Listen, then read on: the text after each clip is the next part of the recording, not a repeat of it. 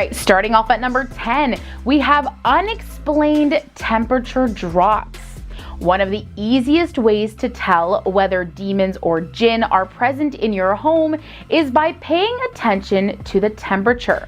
If you experience unpredictable shifts in temperature, this could mean that you are indeed in the presence of an otherworldly entity. The reason for this is pretty straightforward. Supernatural entities require energy, and when they are present, they pull energy from the environment. Accordingly, their presence is directly associated with sudden drops of temperature. All right, the next thing to look out for are electrical glitches.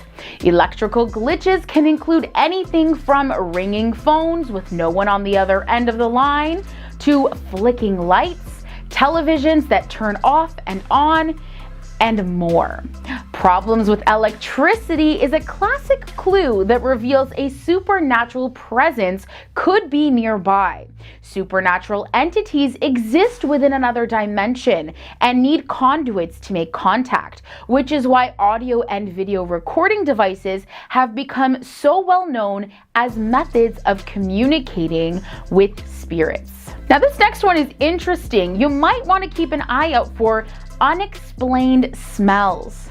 One of the most common ways to identify the presence of a demon, spirit, or jinn is through the sudden appearance and disappearance of a specific scent. Supernatural smells will usually be somewhat familiar, like perfume, flowers, or the distinctive aroma of pipe tobacco, for example. Sometimes the scents can also be unpleasant, like that of sulfur, which has been connected to negative hauntings. These smells can manifest and then suddenly disappear without any explanation. Coming up at number 7, we have unusual feelings of depression and sadness. Now, it's quite unusual to have feelings of overwhelming sadness and depression in your home. It may not always be connected to your mental health. There may be an outside influence, especially when the feelings tend to disappear as soon as you leave your house. In many cases of negative and oppressive hauntings, homeowners are plagued by heavy feelings of sadness, anger, fear, and or depression, which cannot be easily explained. This may be a clear sign that something is sharing your home with you. Moving on to the next sign, which is the movement of objects. If you start seeing things like doors, cupboards, and drawers opening and closing by themselves, or maybe you notice that things seem to disappear from one part of the house only to show up in another spot without having been moved by anyone else who lives in your home, you may be in the presence of a supernatural entity. Keep in mind that a supernatural being needs to build up quite a lot of energy to interact with physical objects. So if this is happening, it's worth looking into further. Coming in at the halfway point at number 5, we have unidentifiable sounds. The unexplainable clomping sounds of boots on the staircase, footsteps going up and down hallways, knockings in the walls or on doors, and disembodied voices in the night are all signs that your house could be haunted. While strange sounds are often more closely connected to residual hauntings, it is also possible that you have a demon or jinn on your hands who wants to get your attention. Now, this next one is interesting. I've actually experienced it myself. Odd behavior from your pets. If your pet begins spending an inordinate amount of time in a certain area of your home, or having a sudden reaction to something that is unseen by you, then it is very possible that they are making contact or sensing the energies of a paranormal entity. Animals can pick up on sounds, smells, and sights that are not detectable to humans. In addition, dogs especially are known to foresee imminent earthquakes, tornadoes, and other natural phenomena. So it is not a surprise that your pet can also feel and react to the presence of ghosts, demons, or jinns. Up next, we have the feelings of a nearby presence. Many people who find themselves living in a haunted house will often speak of a feeling of a presence in the house that they just can't explain. This may manifest as a feeling of someone standing over your shoulder, close behind you, or even in the room with you, when you can clearly see that no one else is there. It is sometimes felt like there is an unexplained pressure on your body, such as your shoulders or legs. It is also possible to feel as though you are being watched wherever you go in the house. Experiences such as these could be a sign that a supernatural entity is trying to observe and make contact with you. All right, and our next one is the sensation of being touched. This one is creepy to me. Supernatural entities also try to get your attention through touch. Perhaps a tug on your hair, a touch on your shoulder, gentle tugging on your clothes, or in more negative situations, pushing someone down the staircase, scratches, bruises, burns, or worse. If this is something that you start to experience in your home, it is very possible that you have an unwanted presence there. And coming in at number 1, we have seeing shadows and movement. If you suddenly start seeing the sudden apparition of what looks like a person or some type of demonic figure standing in a corner or anywhere in your home really that vanishes inexplicably, it is highly likely that you have a supernatural situation on your hands. Most sightings will be much more subtle though. You may start to see flickers of movement out of the corner of your eye, but when you look straight at the spot, nothing is there. You might also see shadows that do not belong, moving in the opposite direction of the light, or seeming to float around in the darkness. If this becomes a common occurrence, you may have a supernatural ghost, demon, or jinn in the house with you. Starting off at number 10, we have the Perron family. In January of 1971, the Perron family moved into a farmhouse in Rhode Island, where Carolyn, Roger, and their 5 daughters began to notice strange things happening. Carolyn would find things had been moved around, scratched, and broken with no explanation. Later on, beds would rise off the floor and objects would be tossed around the rooms. At one point, a seance was conducted, during which Carolyn Perron became momentarily possessed and spoke in tongues while her chair rose from the ground and her body was flung across the room. Strangely, the family continued to live in the house until they were able to move in 1980. All right, up next we have the case of Dr. Richard Gallagher and Julia. In 2008, a board-certified psychiatrist, Richard Gallagher, declared that his patient, known only as Julia, had experienced a case of possession. Julia claimed to be the queen of a satanic cult and was convinced she was being attacked by a demon. Gallagher met with her and ruled out mental illness when he observed Julia enter trance-like states, items flying off the shelves in his office, Julia speaking in tongues, and blurting out private details about his life that she couldn't possibly have known. Julia was eventually exorcised, allegedly spewing threats, levitating, exhibiting super strength, and influencing the temperature of the room. All right, our next case is that of Anna Eklund. Anna Eklund's possession spanned several decades, beginning in 1912 when she was just 14 years old. Anna's demonic possession was reportedly the result of a curse put on the devout Catholic in 1908 by her father and her aunt Mina. The first exorcism performed on Eklund in 1912 was successful for a time, but Eklund would be possessed again by even more demons in 1928. Her second exorcism, which lasted 3 sessions, was held at a convent and was so grueling it resulted in the deterioration of Anna's body.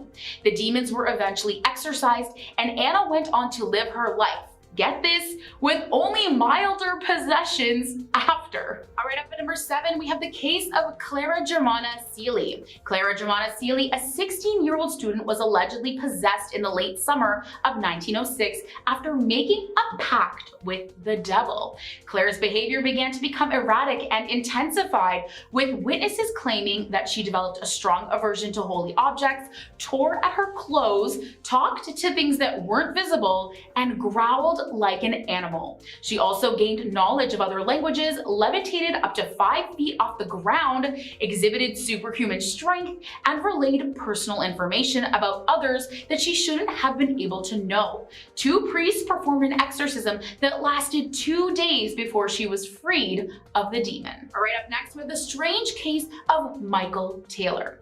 After Michael's wife accused him of cheating on her and described his behavior as increasingly erratic and socially distant, Michael lashed out violently at both his wife and his alleged mistress. His terrifying behavior increased in frequency and intensity, and it was decided that Michael would be seen by priests.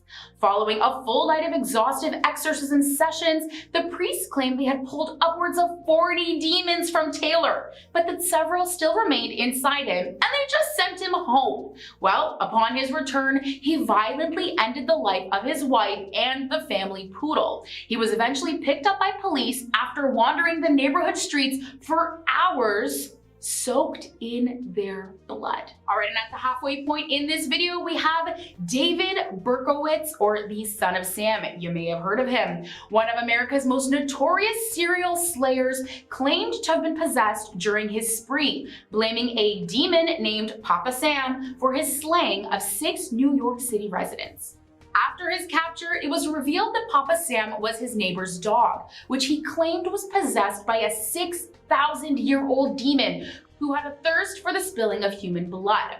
Berkowitz claimed that the spirit locked him in an attic until he agreed to shed blood on its behalf. Super, super creepy. All right, up next we have the case of Roland Doe. After the passing of his aunt, Roland Doe, a 14-year-old boy, turned to a spirit board in an attempt to communicate with her. But apparently he invited in something much more sinister that possessed him. His family soon became overwhelmed by weird occurrences, including odd noises, furniture moving by itself, and objects levitating when Roland was around. The family reached out to a Catholic priest to have an exorcism conducted, during which Roland slashed the priest's arm open with a bed spring that he had ripped out, laughing in enjoyment at the sight of the priest's injuries. A second unsuccessful exorcism observed a shaking bed, flying objects, Roland speaking in a demonic voice, and Roland's aversion to anything sacred or blessed. In a third attempt, Roland's body became covered in strange markings, his mattress began to shake, and he actually broke the nose of one of the priests. Now, after roughly 30 attempts, a final exorcism was said to have finally worked, and Roland went on to live a seemingly normal life afterward. Really? How can someone live normally after that? All right, our next case is the Smurls poltergeist. The Smurl family claimed it was not a person, but in fact their entire home that had been taken over by a poltergeist. Paranormal investigators and demonologists Ed and Lorraine Warren claimed the house was occupied by a very powerful demon, performing several failed exorcisms on the home. The demon's alleged attacks on the family included loud banging, foul-smelling odors, shaking mattresses, physical assaults such as being pushed down the stairs and even touched inappropriately, as well as the dog being thrown into a wall. Now, in 1986, after publishing a book about their experiences, the family claimed intense prayer had helped return things to normal. Although, I don't know about you, but that seems like a pretty suspicious timeline for the haunting to suddenly stop. Okay, and up at number 2, we have the case of Anneliese Michel. Perhaps one of the most terrifying exorcism cases in history, Anneliese Michel's story went on to inspire the 2005 film, The Exorcism of Emily Rose. Michel, a young German woman, had struggled from an early age with mental illness. Diagnosed with epileptic psychosis, she also experienced depression and visual and auditory hallucinations, for which she was hospitalized. Now, with time, her symptoms intensified, growing to include an aversion toward religious iconography. Both she and her Catholic family attributed her condition to demonic possession, and beginning at the age of 22, she underwent an intense 10 months of Catholic exorcism rites. Nearly 70 exorcisms were performed on her in secrecy under the order of the church, ultimately and unfortunately leading to her passing. All right, and up at number 1 in today's video, we have the case of Gottlieben Dietz. In 1842, German villagers noticed strange happenings at the home of a 28-year-old woman named Gottlieben Dietz. Dietz claimed her house was haunted and soon began slipping in and out of trance-like states, but it was only when a religious pastor commenced an exorcism that things truly went wrong.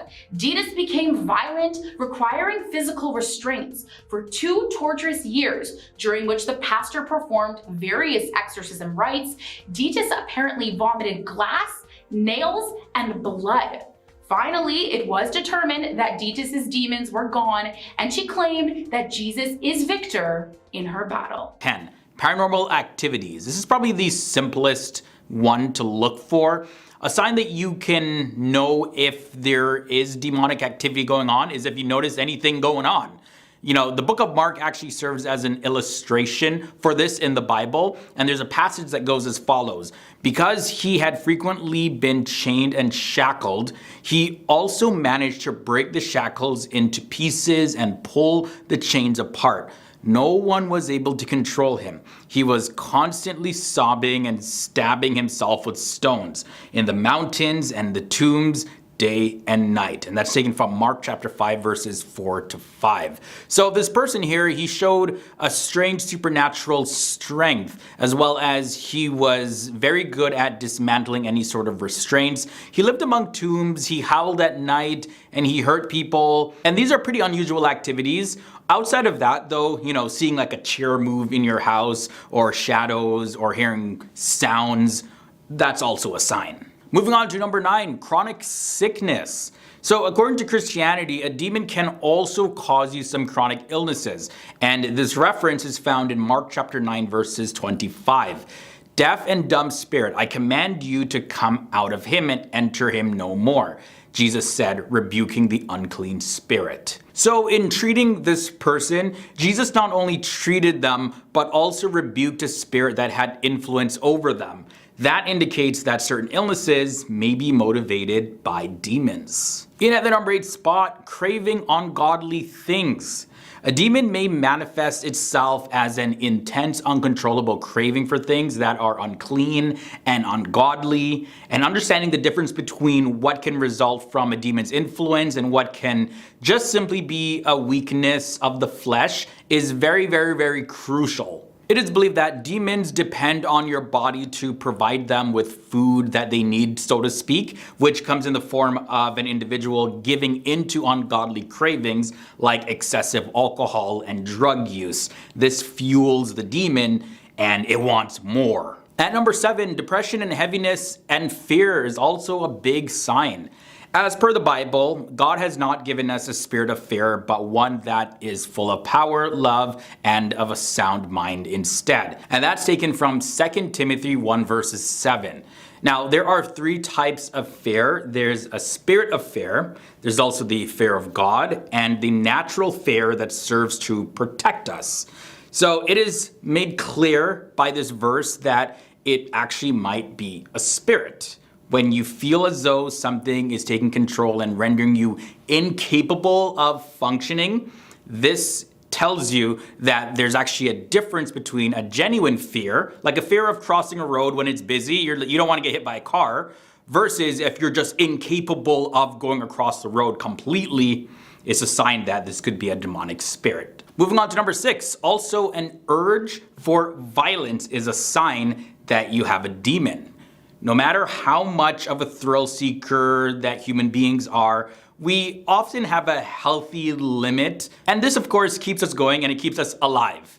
But a person can lose the sense of awareness and lose control, and that is based off of the amount of control that a demon may have in their lives. So these type of people, they frequently may hurt themselves or hurt others.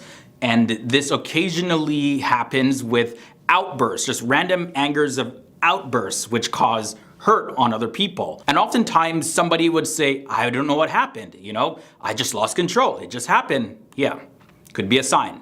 One passage in the Bible says the following, "And it happened on the next day that the distressing spirit from God came onto Saul, and he prophesied inside the house. So David played music with his hand as at other times, but there was a spear in Saul's hand, and Saul cast the spear, for he said, 'I will pin David to the wall.' But David escaped his presence twice." And that's found in 1 Samuel chapter 18, verses 10 to 11.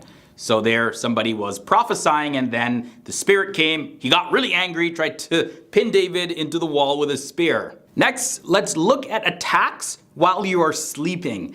It may be a sign that you have a demon if you frequently have nightmares or dreams of being intimate with other people, as well as visions of spiders even, or if your life is being taken in your dream, or if you're being chased and followed. It's also a sign if you start seeing people that have passed away.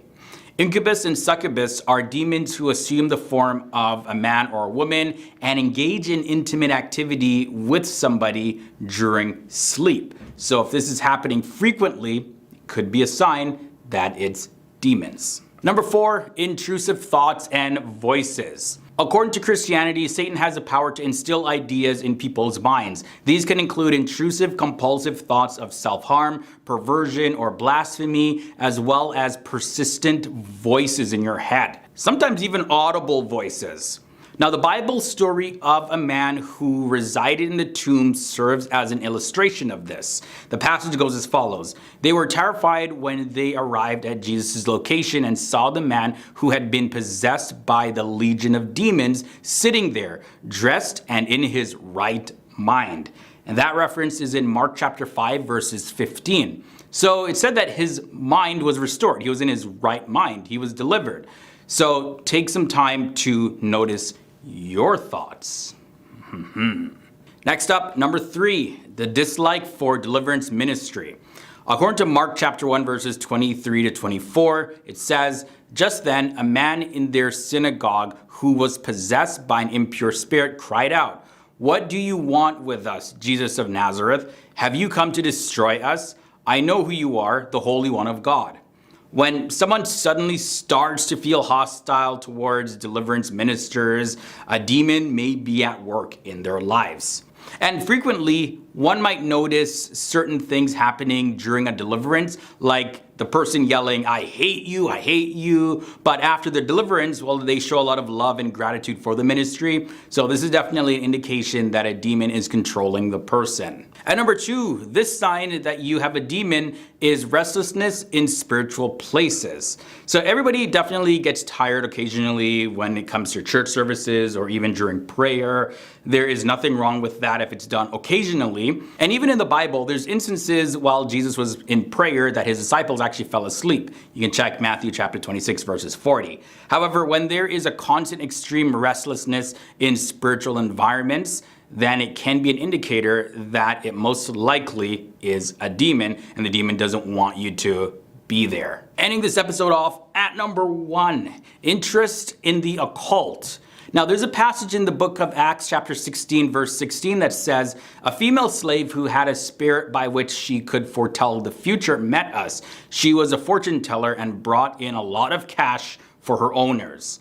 So even if a person claims to be a Christian, they could have a demon if they engage in tarot card readings, idol worship, using Ouija boards, as well as reading horoscopes, and even engaging in talking to spirits of those who passed away, or any other occult activity. Taking part in such activities is an indication that you have opened the door for demons to enter your life. All right, starting off at number 10, we have Umibozu, also known as the Sea Priest. This creature is a paranormal phenomenon, or yokai, from Japanese folklore. Little is known of the origin of Umibozu, but it is a sea spirit, and as such has multiple sightings throughout Japan.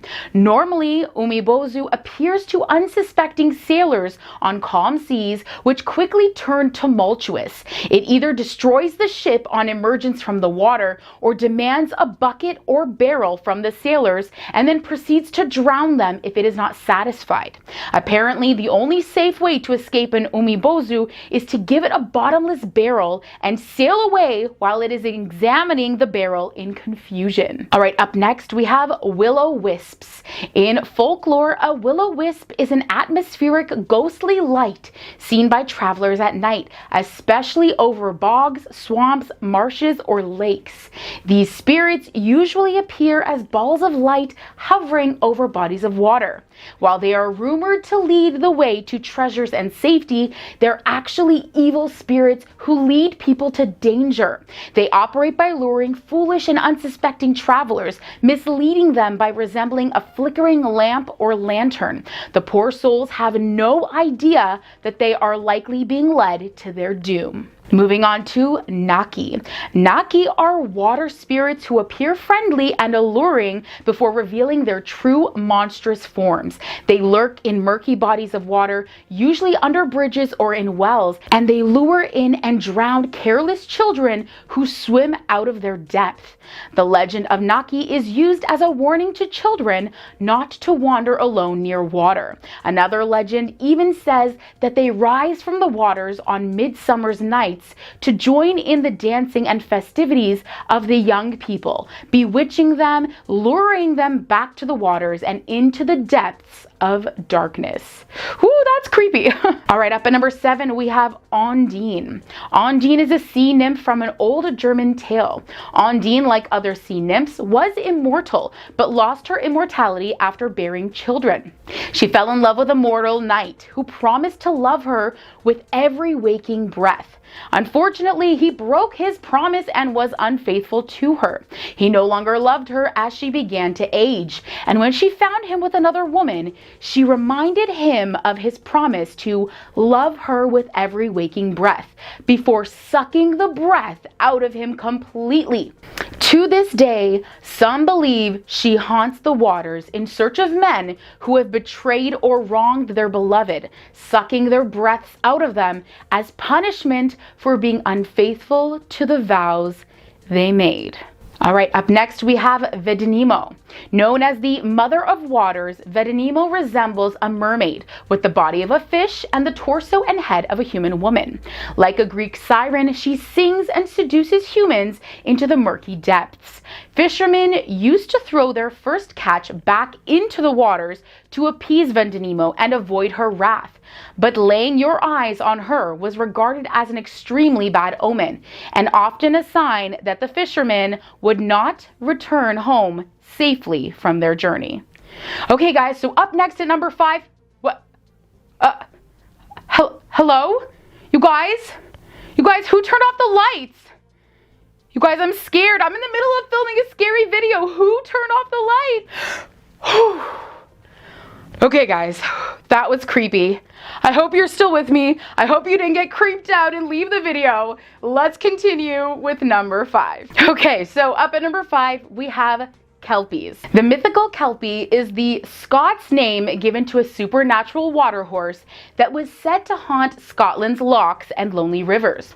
It has usually been described as appearing as a horse, but is able to adopt human form as an undressed woman. However, some accounts state that the Kelpie retains its hooves even when appearing as a human, leading it to its strange association with the Christian idea of Satan. The Kelpie would appear to its victims as a lost dark gray or white pony, but could be identified by its constantly dripping mane. It would then entice people to ride on its back before plunging them down to a watery grave. All right, and moving on to the Bukavak. Bukavak was sometimes imagined as a 6-legged monster with gnarled horns. It is said to live in lakes and pools, coming out of the water during the night to make loud, terrifying noises and pouncing on people and animals to strangle them and feed on their corpses. Why it does this, who knows? But all I know is I don't want to be out there when this happens. Okay, this next one is a tongue twister. The Aspidocolo.